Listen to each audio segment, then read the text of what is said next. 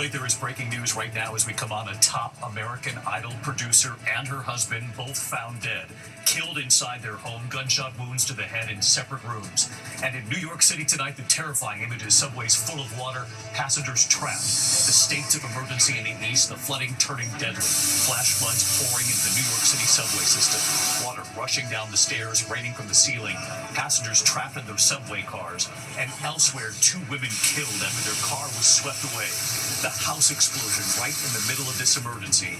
And now the new flood threat at this hour. We are also tracking a potential tropical threat near Florida and where it's headed. Ginger Z is here to track it all. The breaking news tonight that top American Idol producer and her husband both found dead. The chilling homicide investigation now unfolding. Both found with gunshot wounds to the head in separate rooms, and what we learned at this hour.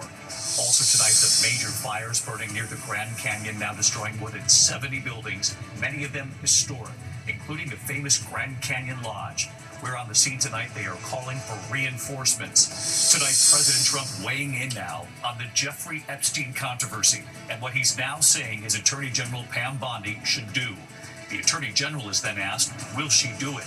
Tonight, that plane crashed right into a neighborhood. And now we hear from witnesses describing the crash and what they did to save the people on board. Oh my God, they're trying to get him out of the plane. Tonight, the dentist murder trial now underway, accused of killing his own wife of 23 years by allegedly slowly poisoning her. What he was allegedly putting in her protein shakes. Tonight, the war in Ukraine, President Trump denying reports that he told President Zelensky to strike deeper into Russia. And Vladimir Putin's response. Back in the U.S. tonight, the boat in Florida in flames, several people on board. The 911 call tonight involving Beyonce's stolen music, the recordings and video on a computer taken from an SUV. The new recordings, they're searching for them, and you will hear the 911 call tonight. A remarkable scene in the East, the race to save a stranded dolphin named Lucky. And the Emmy nominations are in tonight, from The Bear to The White Lotus, and the famous actor finally nominated at 83 years old. And tonight, Disney celebrating 137 nominations. From ABC News World Headquarters in New York, this is World News Tonight with David Muir. Good evening, and we begin tonight here with several breaking stories. There's an urgent homicide investigation unfolding right now. A top American Idol producer and her husband have both been found dead. But we start with the deadly flooding in the Northeast, the states of emergency, the terrifying images from the New York City subway, passengers trapped in cars, subway stairs turned into waterfalls with more than 2 inches of rain falling in an hour. A geyser at the 28th Street stopped the conductor of the subway train, telling passengers it was too dangerous to open the doors. There was so much water on the platform and in the tunnel. On New York City's east side, FDR Drive was turned into a river. Dozens of water rescues in Union County, New Jersey, families saved by boat and high water vehicles as well. In Wayne, New Jersey, a bolt of lightning too close for comfort for one delivery driver right there. He didn't survive at all. And a home explosion as this emergency was all playing out in North Plainfield, New Jersey. Tonight, there are new flood watches and warnings. Ginger Z is here, and ABC's Janae Norman with the harrowing images right here in New York. Tonight, a state of emergency in the Northeast after deadly record-breaking flooding. In New York City, more than 2 inches of rain falling in just an hour, the highest hourly non-tropical rainfall ever. Subway stations turned to waterfalls. Geysers erupting inside the 28th Street subway station. Hey, the passengers, I'm going to call this one in. I can't open the doors, it's not safe. The storms inundating roads all around New York City and into New Jersey, right in the middle of rush hour. How you guys doing? Good. In Scotch Plains, New Jersey, first responders used rescue boats and high water vehicles to bring families to higher ground. In North Plainfield, New Jersey, cars in the water, one of them on fire. Neighbors were told to evacuate around 5 p.m. Monday. You can see it in this house, how high the water was coming up. So high. Look here at the house next door. This home exploded overnight. Fortunately, that family made it out safely. The house still smoldering this morning. Sadly, not far from here, receding water revealing tire tracks that are believed to be from a vehicle swept off the road with 2 women inside. They didn't survive. In Wayne, New Jersey, this delivery driver almost struck by lightning. Roads swamped in Maryland. And outside Richmond, Virginia, some 50 people had to be rescued after waterways in Petersburg rose 10 feet in just a few hours. Authorities declaring a state of emergency there too. And David, here in North Plainfield, authorities are still investigating the cause of this house explosion that happened right in the middle of this flood emergency. A major cleanup effort is underway. The ground still saturated here, David, and this area is under a new flood watch starting tomorrow. So let's get more on that, Janae. Thanks so much. Let's get to Chief Meteorologist Ginger Z. And Ginger, as we heard Janae say, the flood threat in the east is not over. No, not at all. Petersburg, Virginia, that you saw in her piece there, getting that flooding again in a flood watch until midnight tonight. They're not alone. Those flash flood warnings are for areas that have already seen 2 to 3 inch per hour rainfall rates again tonight, from North Carolina right up through that flood watch in Maryland. So that's through midnight tonight. But by tomorrow afternoon, that same area that Janae was in has a flood watch for those storms that'll come through in the afternoon. On that already saturated 3 to even 8 inches that you had, it's going to be really hard for the creeks and rivers. So tomorrow afternoon, watch that in northwestern New Jersey. Then we have to talk about that area of interest, that low pressure system crossing the peninsula of Florida at this moment. It has a chance at becoming our next named storm, which would be Dexter. But whether it becomes something or not, it will bring a lot of rain. Looks like New Orleans already in a flood watch from Thursday to Saturday. Louisiana is going to be that target for the heavy rain, David. We'll watch it right here with you, Ginger. See you first thing in the morning on GMA. Thank you. We turn now to the breaking news from Los Angeles, the chilling double homicide we're learning about right now. A top American Idol music producer and her husband have both been found dead in their home from gunshot wounds to the head, found in separate rooms. Trevor Ault is on the scene for us. Tonight, an urgent search for a killer after a violent double homicide in Los Angeles. A spokesperson for the TV show American Idol confirming the death of music supervisor Robin Kay and her songwriter husband Thomas DeLuca, both 70 years old, found shot to death Monday in their own home. The police came to do a wellness check, and the family said they hadn't heard from him in 4 days. Subject number 1, female, light brown hair, brown eyes. Number 2, male, white, tall, gray hair, dark eyes. Yesterday afternoon, officers discovered the couple in separate rooms, each with gunshot wounds to the head, a shattered sliding glass door left behind. Investigators now searching for the shooter, as neighbors say they reported a suspicious person in the area late last week, the same day the couple was last seen. My renter called 911 on Thursday because she saw somebody hopping the fence, and I have no idea if that was related or not. David, a spokesperson for American Idol, says Robin had worked with the show since 2009, and she was loved and respected by all who came in contact with her. They say they are devastated by her and her husband's passing. David? Yeah, horrific discovery. Trevor, thank you. Next tonight here, President Trump this evening now weighing in on the Jeffrey Epstein controversy, now saying Attorney General Pam Bondi should release, quote, whatever she thinks is credible. And Pam Bondi has now been asked, will she do it? Here's our chief Washington correspondent, Jonathan Karl, tonight. Today, amid a growing Republican outcry over the Justice Department's refusal to release the files from their investigation of sex offender Jeffrey Epstein, President Trump said his Attorney General Pam Bondi should release, quote, whatever she thinks is credible. Whatever she thinks is credible, she should release. For years, vocal Trump supporters, including Kash Patel and podcast host Dan Bongino, fired up the Trump base by stoking shadowy conspiracy theories about Epstein. After he won back the White House, Trump rewarded both of them, naming Patel FBI director and making Bongino his deputy. As Attorney General, Bondi promised to release the Epstein files, but then earlier this month, the Justice Department and the FBI released a memo saying the case was closed and no further information would be made public. That triggered an avalanche of outrage on the right. Even the president's daughter-in-law, Laura Trump, said, quote, there needs to be more transparency. I would like to see that also, but I think the Attorney General, the credibility is very important, and you want credible evidence for something like that. The president, like many New York celebrities, had some association with Epstein. When Epstein was arrested in 2019, Trump said he had had a falling out with him and hadn't spoken to him in 15 years. Today, Trump told ABC's Catherine Falders that Bondi briefed him on the Justice Department's review of the Epstein files. What did she tell you about the review? And specifically, did she tell you at all that your name appeared in the file? No.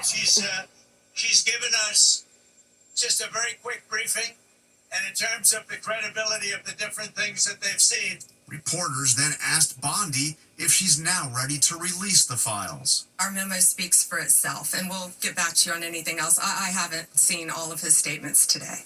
But on Capitol Hill, a growing number of Republicans are sounding off on the Attorney General. I'm not happy. Nobody's happy about it. Nobody knows what's going on. The president's effort to put out this fire is not working, at least not yet. Mr. Epstein was a sex trafficker. I think it's reasonable for the American people to ask who he sexed, trafficked these young women to, if anybody. Democrats say this is all a problem of Trump's own making. The whole country is saying, release the files. That's what Donald Trump said. That's what J.D. Vance said. That's what the Attorney General said. That's what the FBI director said. And now suddenly they want to sweep the whole thing under the rug.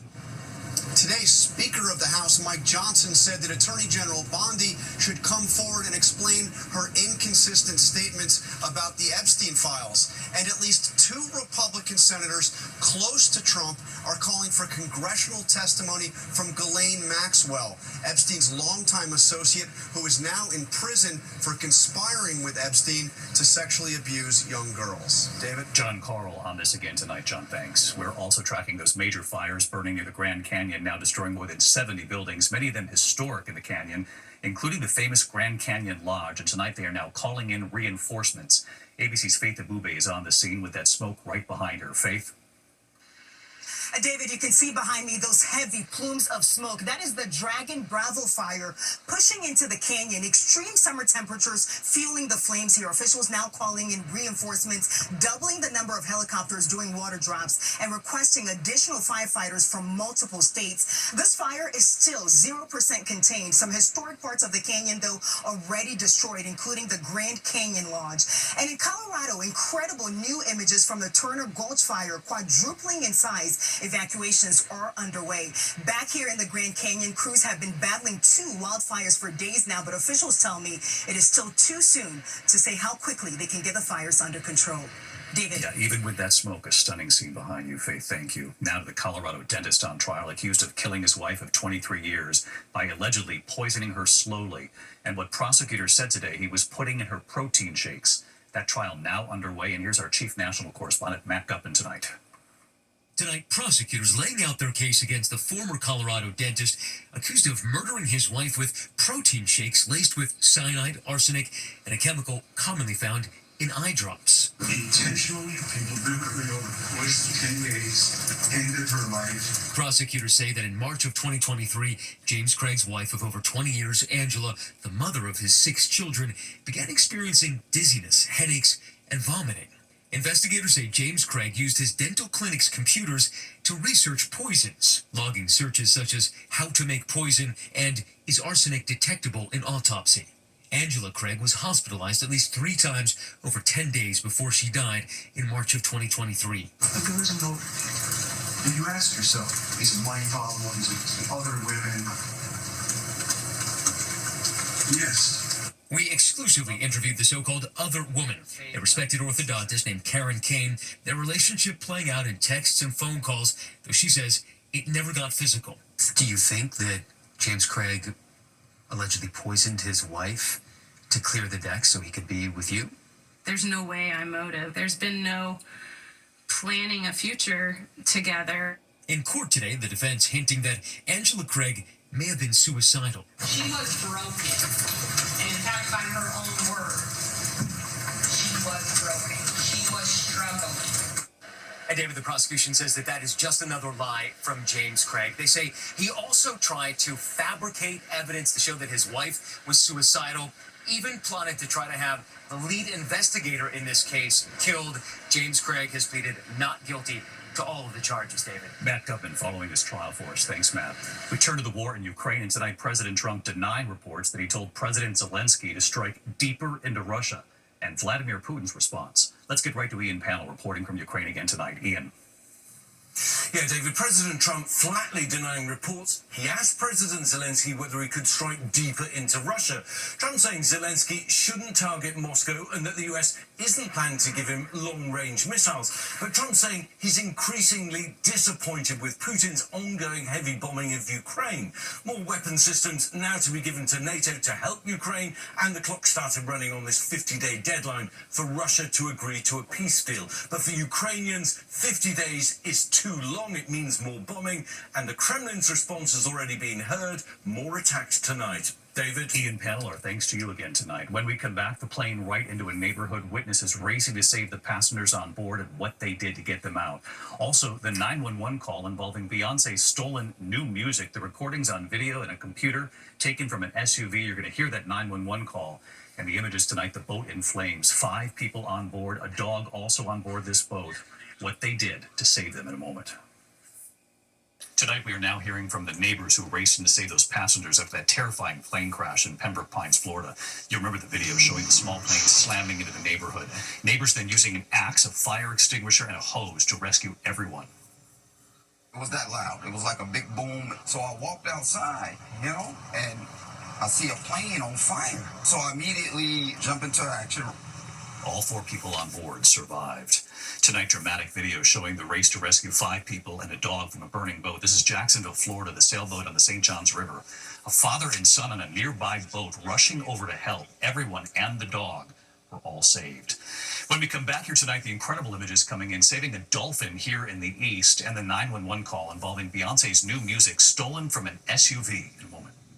To other news, the 911 call reporting Beyonce's unreleased music stolen in Atlanta. The suspect breaking into her choreographer's SUV, stealing hard drives with the music and video footage.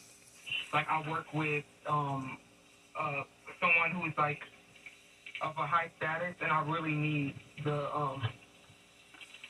my computer and everything. Beyonce was in Atlanta for her Cowboy Carter tour. A remarkable dolphin rescue in South Carolina's Bluffton Lagoon. A dolphin named Lucky stranded in the lagoon. Firefighters and marine experts carrying the dolphin out. They drove her to a dock and then released her into deeper water. When we come back here tonight, the Emmy nominations are in. Disney celebrating 137 nominations, and the famous actor tonight at 83, he is finally nominated. Finally tonight here, the Emmy nominations are in, and a big night for our parent company, Disney.